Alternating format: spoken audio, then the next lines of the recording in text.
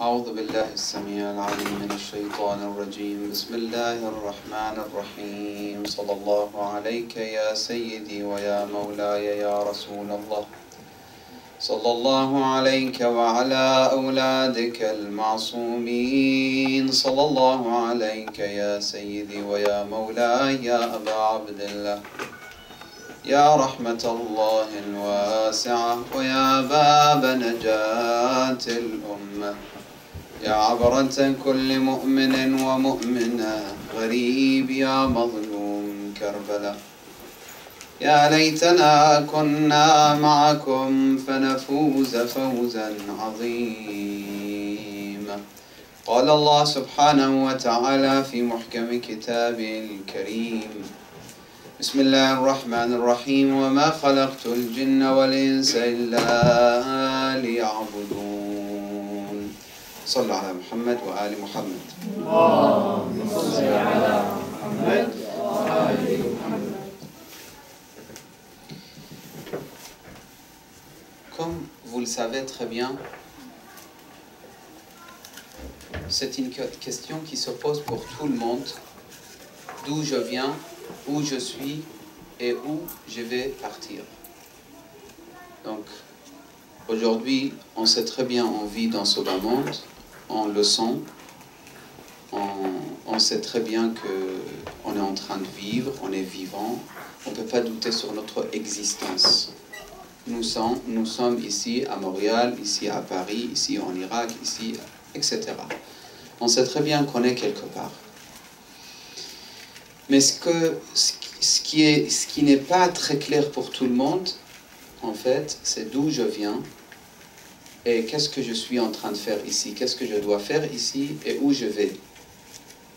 Ça veut dire min ayna, fi ayna ila ayn. Ça, c'est les questions qui se posent énormément. Et en même temps, c'est très dommage, c'est vraiment dommage, c'est très triste pour la personne qui dit « Je ne veux pas savoir d'où je viens et où je vais. Je sais très bien que je suis là, je vais m'amuser, je vais profiter de tout ce qui est dans ce bas monde. Et après, la question d'où je viens ou où je vais partir, ce n'est pas important pour moi. Donc pour moi, tout ce qui est important, c'est, dites-moi, c'est ce bas monde, c'est ici.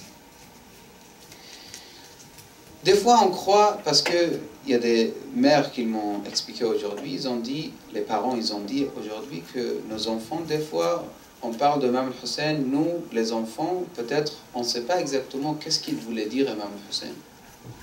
Pourquoi il s'est mis en danger, pourquoi il est sorti de Médine alors qu'il était en sécurité. Il a quitté le Médine, il est parti à la Mecque, et après de Mecque, il est parti où? Vers Koufa, qui est proche de Karbala, parce que, soi-disant, les gens, ils l'attendaient à Koufa.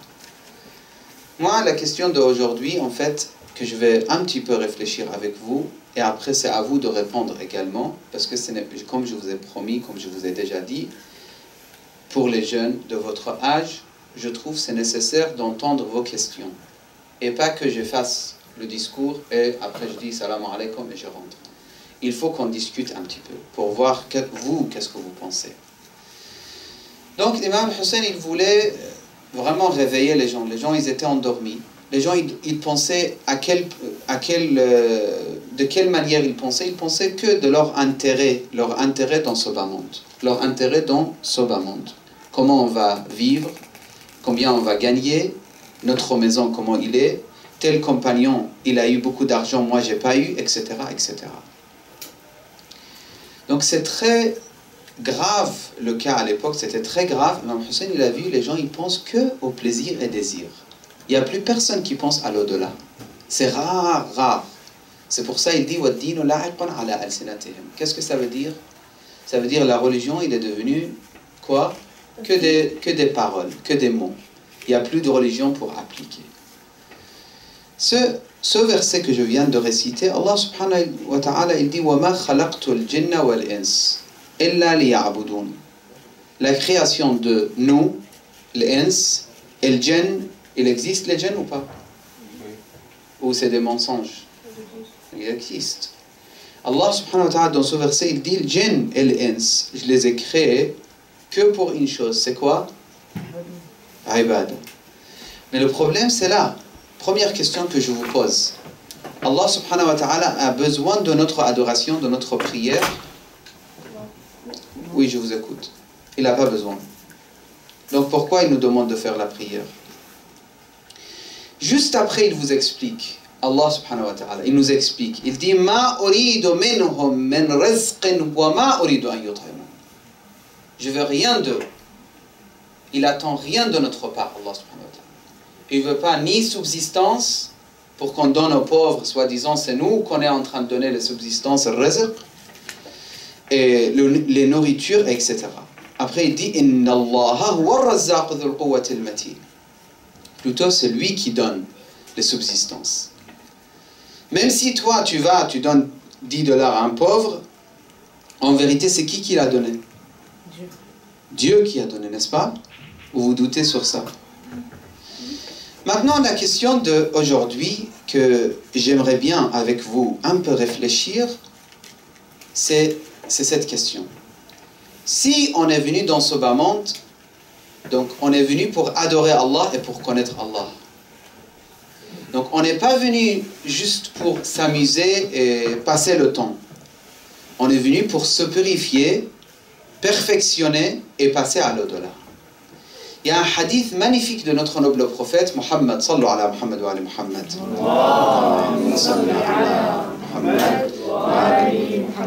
Il dit, la personne qui se met juste à côté de rivière et 5 fois par jour, il se lave dans l'eau. Est-ce qu'il peut rester sale son corps après 5 fois de lavage? Non, logiquement, quelqu'un qui prend bain 5 fois par jour, est-ce qu'il peut rester sale? Non. Logiquement, c'est non. Si quelqu'un il lave ses mains 5 fois par jour et il ne touche pas les saletés, normalement, ses mains ils vont rester propres. Pourquoi il parle de ça? C'est comme s'il veut nous faire comprendre que votre prière que vous faites 5 fois par jour, c'est comme si vous lavez 5 fois par jour. Mais spirituellement, pas corporellement. Vous lavez vous purifiez votre cœur et pas votre corps. Vous voyez? Vous voulez que je vous lise le hadith ou c'est bon, c'est clair pour vous? Si c'est clair, faites un bon salawat ala Muhammad wa ala Muhammad. Allahumma salli ala Muhammad wa ala Muhammad. Mais le problème, c'est quoi? Le problème, c'est que pourquoi l'imam Hussein il était obligé de sortir, venir à Karbala et se mettre devant les ennemis? Réveillez-vous, attention, il y a l'au-delà, il y a l'enfer, il y a paradis, etc. Pourquoi? Parce que, à la fin, Inch'Allah, je vais profiter de vos idées. Parce que justement, Shaitan, il ne va pas nous laisser. Nous, on a compris. Là, vous êtes tous d'accord, que ce soit les sœurs ou les frères, Allah nous a créés pour l'adorer. Allah nous a créés pour se perfectionner. Allah nous a créés pour qu'on l'adore et pour qu'on purifie notre cœur et pour qu'on devienne mieux. Parce que l'ibada, c'est pas que adoration, ça veut dire c'est pas se plier, faire prosternation devant Allah et c'est tout. Non, ibada, c'est connaître Allah également. Donc si Allah il nous a créés pour tout ça, le problème c'est pourquoi nous tous on ne fait pas la prière à la hauteur? Pourquoi il y a beaucoup de gens qui disent non, pour moi il n'y a pas de Dieu? Pourquoi il y a beaucoup de gens qui disent non, pour moi le foulard ça me dit rien? Pourquoi il y a beaucoup de jeunes qui disent pour moi la prière c'est pas important? Pourquoi? Si on a compris pourquoi. Est-ce que vous pensez qu'il y a quelqu'un qui est en train de travailler pour nous, en fait, pour nous égarer? Est-ce qu'il y a un ennemi? On a un ennemi ou non? En fait, c'est ça le problème. Nous, des fois, on croit qu'il n'y a pas d'ennemis. Il n'y a que des gentils autour de nous. On oublie que Allah subhanahu wa ta'ala dans le Coran dit Shaitan, il est le pire des ennemis pour vous. Adouun fattakhidhuhu adouwa. C'est un ennemi, attention. Considérez-le comme ennemi. Donc, ce shaitan, il est là. Alaykoum salam wa rahmatullah. Ce shaitan, il est là. Nous, on a appris des versets de nos parents que Allah existe, Allah nous a créés. Et on sait très bien, c'est pas possible que ce bâton soit venu comme ça par hasard. Mais le problème qu'aujourd'hui, malheureusement, la plupart des jeunes, ils ont, c'est pas d'importance pour la prière, pas d'importance pour les choses obligatoires, et on est un petit peu en train de s'amuser. On ne prend pas en sérieux la religion. Par exemple, là, je ne veux pas que vous me répondez, mais juste une petite question. Par exemple, Salat al-Subh, combien parmi vous, il fait tout le temps sans arrêt Salat al-Subh? Ne me répondez pas. C'est une question, je ne vais pas savoir. Peut-être vous tous, Inch'Allah. Inch'Allah, vous tous. Moi, j'aimerais bien, si vraiment vous voulez répondre, vous tous vous dites, moi, j'ai fait la prière sans arrêt, surtout Salat al-Subh, qui est le plus difficile pour se réveiller. Mais attention, absolument, shaitan, Subh, il ne va pas vous lâcher. Moi, je connais des gens très croyants. Ils me disent, je ne sais pas, Subh, j'arrive pas. J'arrive pas. C'est comme si quelqu'un me tient dans le lit. Il me dit, c'est bon, reste. Il fait froid et tu n'es pas à l'aise. Après, tu vas te laver, tu vas faire l'ablution. C'est pas la peine, reste comme tu es, où tu es. Et ça, c'est personne d'autre que le shaitan. Parce que il est en train de travailler sur notre personnalité. Maintenant, je vais un petit peu augmenter le niveau. Parce que j'étais en train de parler un peu pour les plus jeunes. Un peu, je vais augmenter le niveau. S'il vous plaît, essayez de suivre. Vous savez, malheureusement, les termes scientifiques chez moi, ça me manque un petit peu. Mais je vais essayer de vous donner quelques exemples. Celui qui ne veut pas croire qu'Allah subhanahu wa ta'ala existe, pour détruire carrément notre relation avec Allah, il te dit, où est Allah? On ne l'a jamais vu. Pourquoi Allah? Il doute énormément, il pose beaucoup de problèmes d'ambiguïté chez vous. Moi, ce que j'ai trouvé très intéressant aussi comme idée, aujourd'hui j'aimerais bien pour les jeunes ici un petit peu expliquer, c'est ce point-là. Nous, ici en Europe, au Canada, en pays occidentaux en général, aux hôpitaux ou à la fac, etc., pour chaque phénomène, on veut trouver des raisons, des explications. On dit chaque chose, il a une explication. Pourquoi?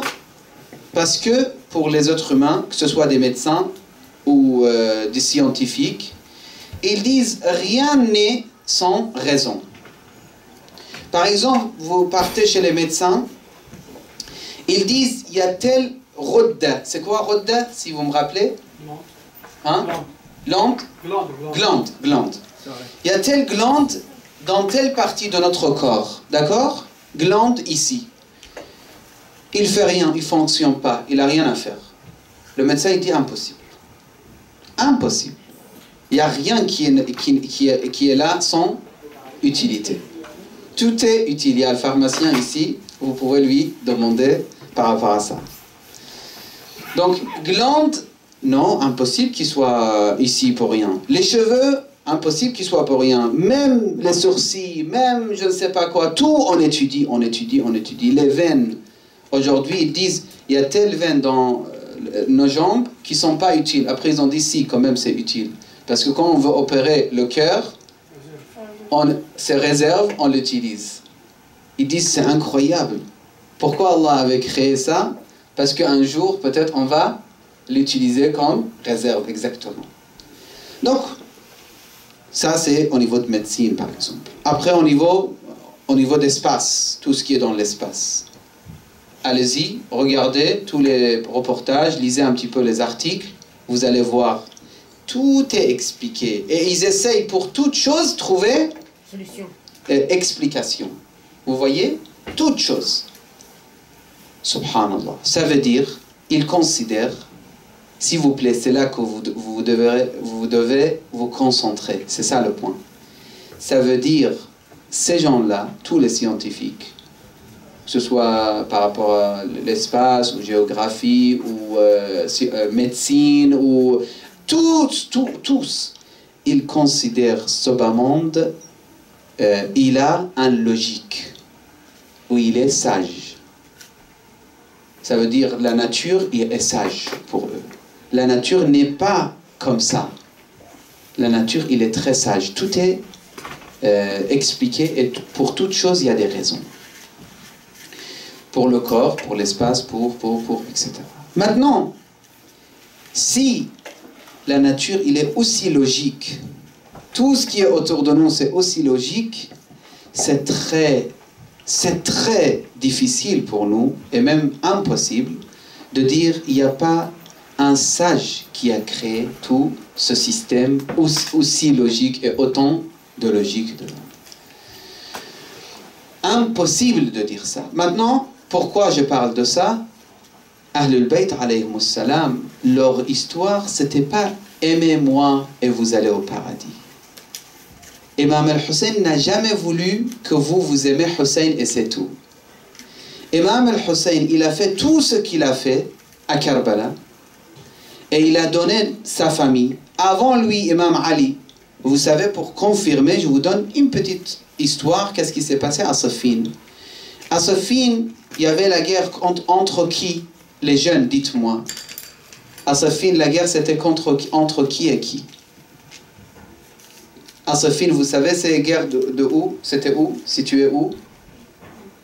Siffin, c'était proche, en fait, entre l'Irak et Syrie.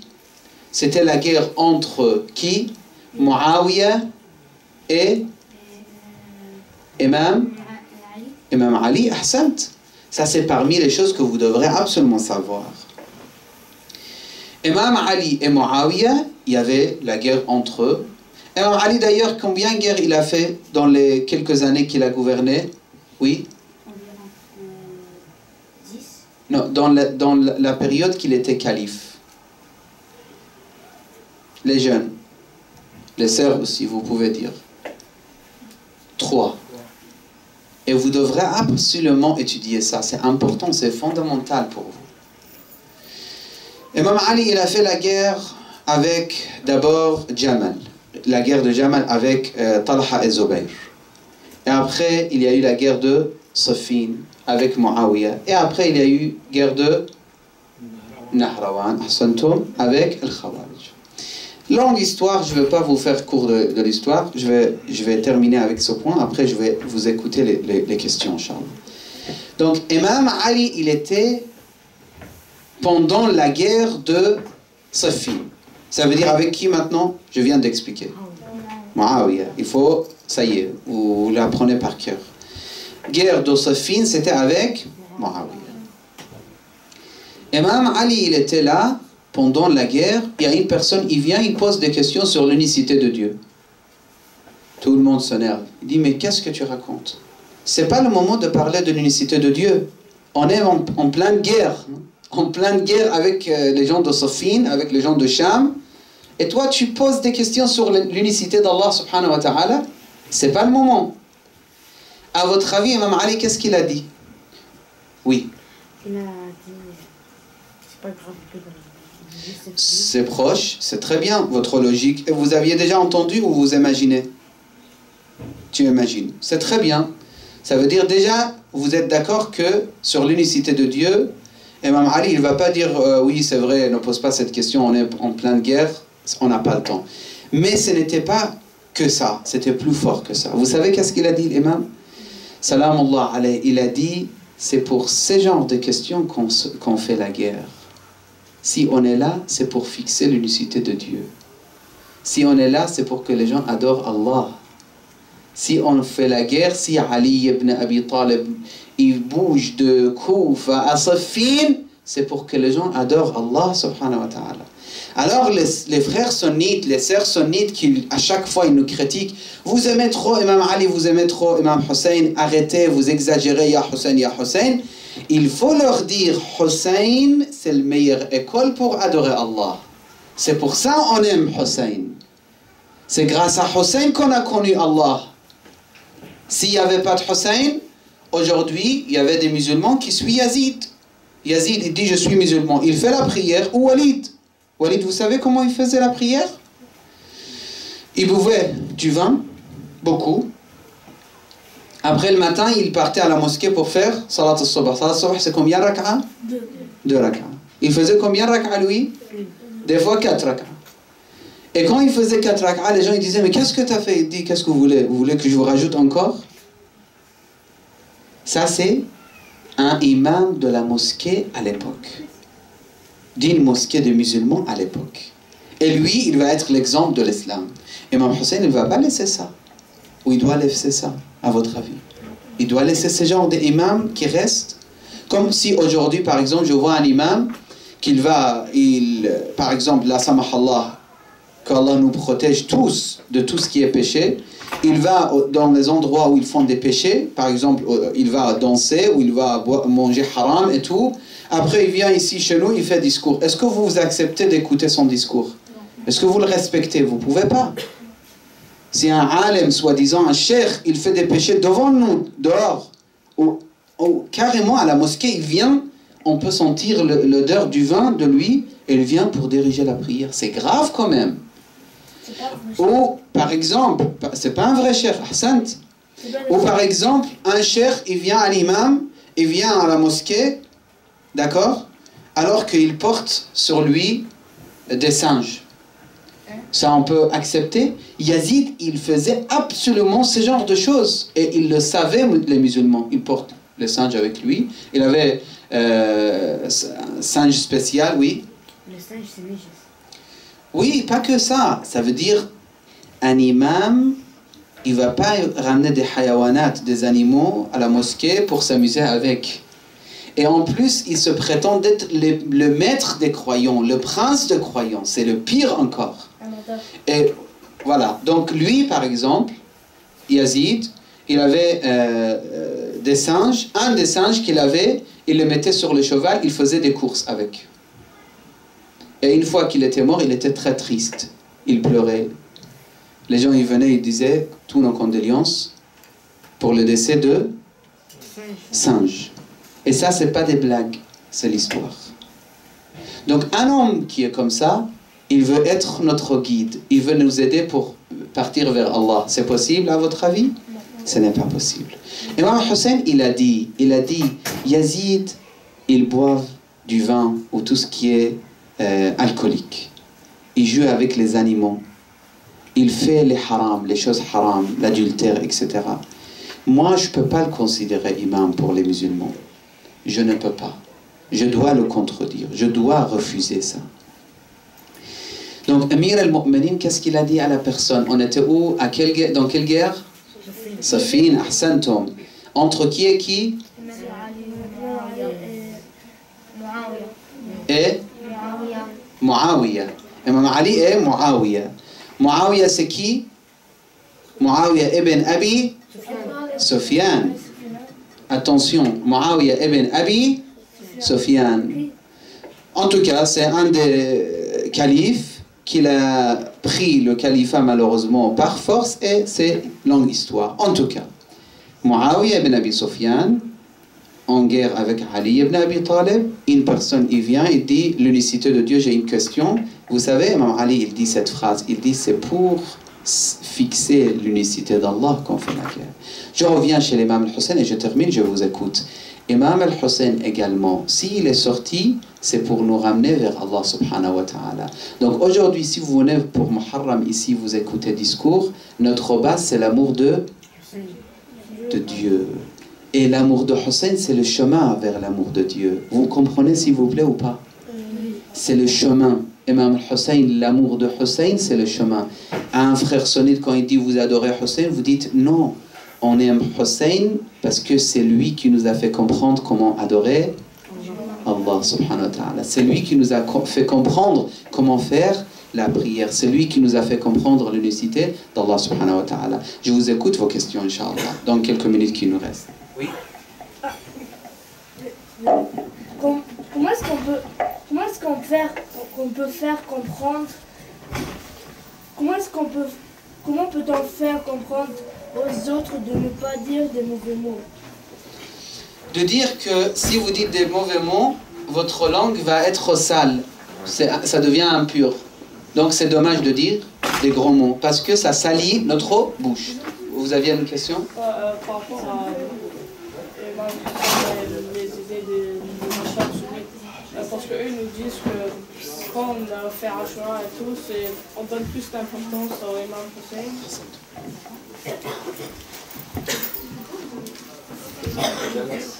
Oui. Ils disent qu'on donne plus d'importance à Imam Hussein que le prophète. Alors comment on peut les convaincre que ce n'est pas le cas? Excusez-moi, répète une fois, s'il vous plaît, de calme pour que j'entends bien. Ils disent que quand on fait Ashura, on donne plus d'importance à Imam Hussein que le prophète. Ah, d'accord.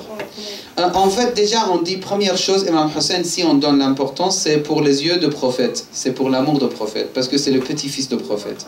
Et que le prophète lui-même, il a dit, c'est lui qui aime Hussein, il m'aime. Donc en vérité, on fait pour le prophète. Ils disent qu'on exagère quand on fait tout ça. Ils disent comme... C'est vrai que le prophète, il a dit ça, mais c'est trop ce qu'on fait. Oui, mais nous on dit ce n'est pas trop, parce que Hussein, il a donné sa vie et celle de ses enfants et celle de ses frères pour nous, pour qu'on soit guidés. Donc si 10 jours par an on donne pour Hussein, c'est rien du tout. Surtout que le prophète lui-même, il a dit Hussein est de moi et je suis de Hussein. Si vous voulez connaître l'islam, c'est à travers de Hussein qu'il faut connaître. Et ce hadith, ça existe chez les frères sunnites, c'est pas que chez nous. Donc c'est pas exagéré parce que Hussein, il a tout donné et nous on donne que 10 jours. 10 jours, c'est quoi? Et en plus, on donne pour prendre. En vérité, c'est on prend de Hussein, on ne donne pas Hussein en vérité. En vérité, on est en train de prendre de Hussein des bénédictions d'Allah subhanahu wa ta'ala. Parce que là, par exemple, ce soir, vous êtes venus. Est-ce qu'on a parlé de Hussein que lui, ou c'est Hussein qui est le chemin vers Allah? Vous voyez? Donc en vérité, c'est Hussein qui nous a donné quelque chose. Grâce à lui, on va goûter l'amour de Dieu. Grâce à lui, on va comprendre pourquoi on dit Allahu Akbar dans la prière. Grâce à lui, on va comprendre pourquoi on récite le Fatiha, etc. etc. Vous avez une question? Comment quelqu'un pourrait nettoyer son cœur? Je ne demande pas scientifiquement. Mais... Oui. En fait, quelqu'un qui a fait des péchés, tout d'abord, il faut regretter. Parce que le péché, il rend notre cœur un peu dur et il noircit notre cœur. D'accord? Donc, il faut d'abord demander pardon à Allah et regretter absolument, sincèrement, les péchés. Après, tout ce qu'on a fait comme péché, on essaye de voir s'il y avait des conséquences négatives sur les autres, on les efface. Par exemple, notre péché, c'était de faire médisance dans notre école ou dans à la mosquée, par exemple. Et on a gâché l'image de telle sœur ou tel frère. Donc, on rechange l'image qu'on a gâchée. L'image qu'on a changée, on le reconstruit pour ne pas laisser. Et après, petit à petit, Allah subhanahu wa ta'ala, il nous ouvre les chemins pour la purification de notre cœur. Donc déjà, de regretter sincèrement. Ça, c'est parmi les plus importants pour ne pas reprendre le même péché. Non. Est-ce que... Non. Chacun une question. D'accord? Allez, je t'écoute, c'est pas grave. Mais il y a une histoire, pas vraiment une histoire, mais je me rappelle, un cher m'a dit, pas comme vous, mais il a dit, nous apprenait dans la classe, d'accord. Il nous a dit qu'un ange, pendant que Mohammed sallallahu alayhi wa sallam dormait, il a ouvert son torse, il a nettoyé son corps de tous les points noirs qu'il y avait dedans. Non, ça c'est pas vrai. Ça c'est pas vrai. Il s'est trompé, lui, le pauvre. Il est gentil, celui qui vous a raconté normalement, mais il s'est trompé. Parce que le prophète, il n'avait pas de partie noire dans son cœur pour qu'il soit purifié. Ça, c'est un hadith qui n'est pas authentique, ce n'est pas accepté. Certains frères, ils le croient, mais nous, on ne croit pas. C'est notre prophète, il était toujours pur de la naissance jusqu'à son décès. Oui. Oui, la question ici, après on passe chez les sœurs. Quand vous avez parlé de l'histoire d'Imam Hussein, vous voyez quand il y avait la guerre de Muawiyah, est-ce qu'il y avait Abu Sufyan? Non, non. Abu Sufyan, il était déjà parti. Muawiyah, c'est le fils de Abu Sufyan. Abu Sufyan, je pense, à l'époque, il était déjà mort. Voilà. Maintenant, pour les sœurs, ils ont écrit, si quelqu'un il a des questions à part ce qu'ils ont écrit, parce que je vais essayer de lire. Quelqu'un peut lire pour moi? Est-ce que c'est écrit? Est-ce que Halloween est haram?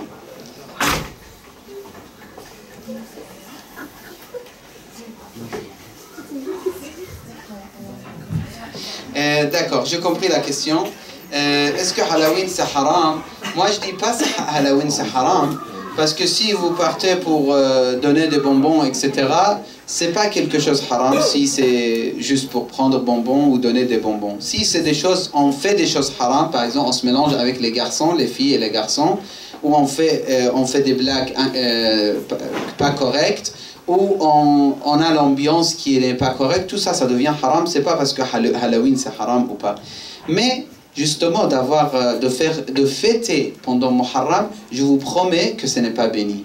Et ça va nous faire des problèmes dans notre vie. J'aime pas être un peu, comment dire rapidement comme ça, comme si c'est une petite chose, allez, on rigole. Non, c'est dommage de passer rapidement sur cette question. Pourquoi? Parce que vous êtes des personnes importantes dans notre société, vous êtes des ambassadeurs de l'islam. Donc si vous êtes des ambassadeurs de l'islam, moi je ne considère pas que vous êtes une fille ou un garçon qui veulent s'amuser et c'est tout.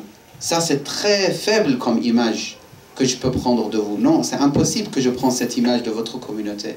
Moi je prends l'image que vous êtes des gens qui réfléchissent et qui ont des buts dans leur vie et qui pensent à leur futur, et en même temps ils veulent changer la communauté, ils veulent se changer déjà eux-mêmes et changer la communauté. Donc si on s'amuse avec Halloween ou des Noël, par exemple, si jamais Noël c'est exactement Muharram, parce que vous savez Muharram ça change le temps, parce que c'est Hégire et solaire, l'année lunaire et solaire. Donc si jamais Muharram il est exactement dans les jours de, par exemple, Nouvel An, est-ce qu'on va fêter, à votre avis? Si Muharram, ça tombe exactement dans les jours de, comment ça s'appelle? Comment ça s'appelle? Ka's al-Alam, Coupe du Monde. Si ça tombe dans le même durée, est-ce qu'on va on va rigoler, on va s'amuser, on va oublier l'imam Hussein? Tout ça, c'est triste. C'est très triste, parce que de toute façon, la vie passe. Mais après, ça reste que le regret.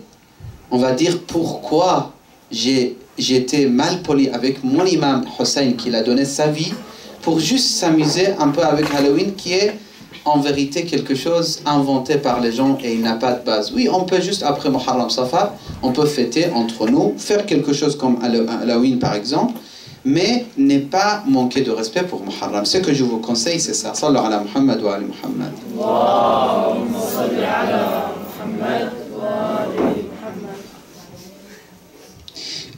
En fait, c'est une question très importante, je pense. Comment les relations, c'est-à-dire à l'école par exemple, entre les garçons et les filles, doivent être selon l'islam. Vous le savez déjà. Par exemple, est-ce qu'une fille, elle peut commencer à blaguer avec un garçon? Blaguer, raconter des blagues, rigoler ensemble, s'amuser et tout. Est-ce qu'elle peut? À votre avis, tous. Je ne veux pas une partie. Tout ce qui est, moi je vous réponds comme ça, tout ce que vous sentez vous-même, si Fatima al-Zahra, elle est là, elle ne va pas aimer vos gestes, vous ne le faites pas. Même si les gens, ils vous considèrent arriérés, ou je sais pas, les gens têtus, ou les gens, je sais pas, un peu secs, ou des choses comme ça, ça nous égale complètement.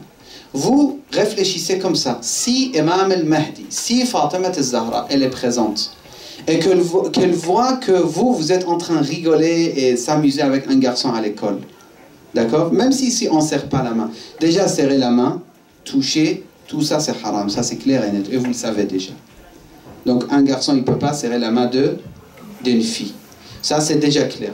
Maintenant, à part ça, de discuter trop. On peut discuter, excusez-moi, je peux avoir, par exemple, je peux prendre photocopie de votre cours, par exemple, que vous avez écrit, respectueusement, il n'y a pas de problème. Prends, on ne va pas dire on ne va pas se parler, ça y est, on ne peut plus se parler. Non. Mais dès que ça dépasse les limites, et vous le savez, une fille, elle sait très bien c'est quoi les limites. Maintenant, tant pis pour elle si, je ne parle pas de vous du tout, mais une fille qui ne veut pas écouter le conseil de l'islam, elle dit non, moi je vais rigoler avec les hommes et les garçons, moi je suis à l'aise, moi je plaisante avec tout le monde et moi je m'amuse et c'est comme ça que pour moi c'est comme ça que je suis à l'aise. Si elle dit ça, elle va voir un jour, elle va regretter. Parce que les garçons, ils profitent, dès qu'ils voient la fille, elle n'a pas de limite, tous les garçons, ils profitent de la fille. Et une fille, elle devient complètement dévalorisée dans la société. Ça, c'est connu. Que ce soit en Europe ou en Irak, partout dans le monde entier. Et une fille qui ne laisse pas des limites, qui laisse pas des, comment dire, des limites, qui ne fait pas des limites pour les hommes, elle peut tomber dans les grands problèmes plus tard. Donc ça, c'est première chose. Donc la fille, elle sait que rigoler, parler des choses touchantes, qui touchent la personne, parler des choses qui sont en dehors de pudeur, tout ça c'est haram. Maintenant, quel genre de discussion alors on peut? Tout ce qui est scientifique, tout ce qui est limité, tout ce qui est respectueusement respecté, tout ce qui est dans les limites de l'islam. Sallu ala Muhammad wa ali Muhammad.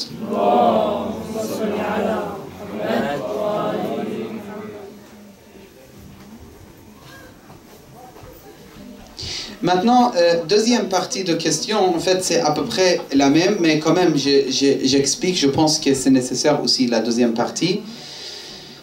L'islam n'est pas là pour vous embêter. Allah le sait. Allah le sait. Je ne veux pas vous dire j'ai l'expérience de, je ne sais pas, 60 ans. Je n'ai pas 60 ans, j'ai 33 ans à peu près. Donc, je n'ai pas l'expérience de quelqu'un qui a vécu longtemps, mais avec les années que j'ai commencé à établir, depuis peut-être 13 ans ou 12 ans, j'ai toujours entendu des histoires, des problèmes entre les filles et les garçons à cause de ce genre de choses. Ils n'ont pas voulu avoir des limites, ils n'ont pas voulu respecter tout ce qui est d'Allah subhanahu wa ta'ala comme ordre divin, et ils sont tombés dans les pièges. L'islam, il ne veut pas nous embêter. L'islam, il veut nous protéger. Je ne voulais pas vous raconter ça, mais je raconte ça, Inch'Allah, rapidement. Non, je laisse pour une autre soirée, Inch'Allah, comme ça, je vous encourage pour revenir. Donc, le point, c'est l'islam ne veut pas nous embêter. Il y a une petite histoire qui s'est passée à Rome, très importante. Inch'Allah, sera pour la prochaine fois, Inch'Allah. Et une dernière question, si quelqu'un a des questions, sinon on termine avec Dua al-Faraj.